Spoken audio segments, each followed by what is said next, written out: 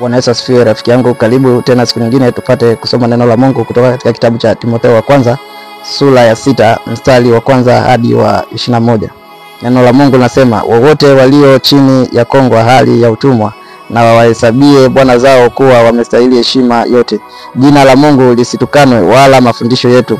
Na wale walio na bwana waaminio wasiwadharau kwa kuwa ni ndugu, bali afadhali wawatumikie, kwa sababu hao washirikio faida ya kazi yao wamekuwa wenye imani na kupendwa. Mambo hayo uyafundishe na kuonya.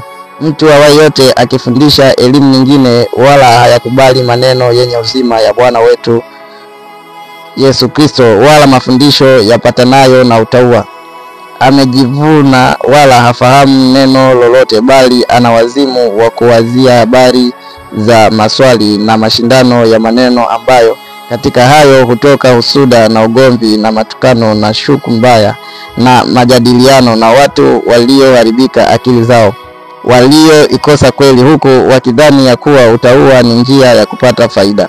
Walakini utauwa pamoja na kuridhika ni faida kubwa, kwa maana hatukuja na kitu duniani, tena hatuwezi kutoka na kitu, ila tukiwa na chakula na nguo tutaridhika na vitu hivyo. Lakini hao watakao kuwa na mali huanguka katika majaribu na tanzi na tamaa nyingi zisizo na maana, zenye kudhuru, ziwatosazo wanadamu katika upotevu na uharibifu. Maana shina moja la mabaya ya kila namna ni kupenda fedha, ambayo wengine hali wakitamani hiyo wamefarakana na imani na kujichoma kwa maumivu mengi. Bali wewe mtu wa Mungu uyakimbie mambo hayo, ukafuate haki, utauwa, imani, upendo, saburi, upole.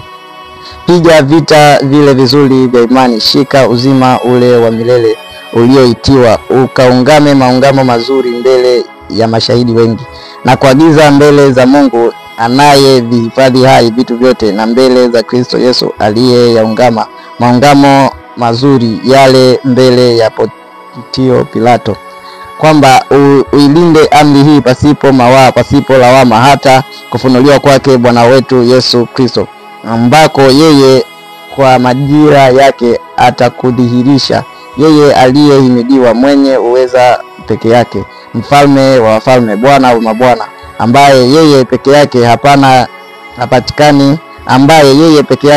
hapatikani na mauti, anakaa katika nuru isiyoweza kuharibiwa, wala hakuna mwanadamu aliyemwona wala awezaye kumwona.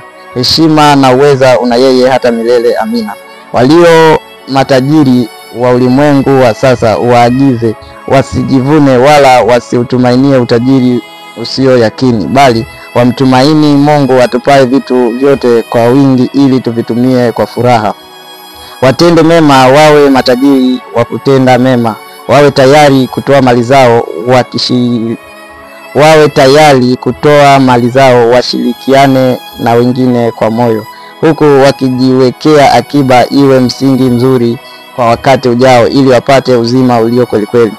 Timotheo, ilinde hiyo amana, ujiepushe na maneno yasiyo ya dini, yasiyo na namna, na mashindano ya elimu itwayo elimu kwa uongo, ambayo wengine wakikiri hiyo wameikosa imani. Neema na iwe pamoja nanyi. Amen. Amen.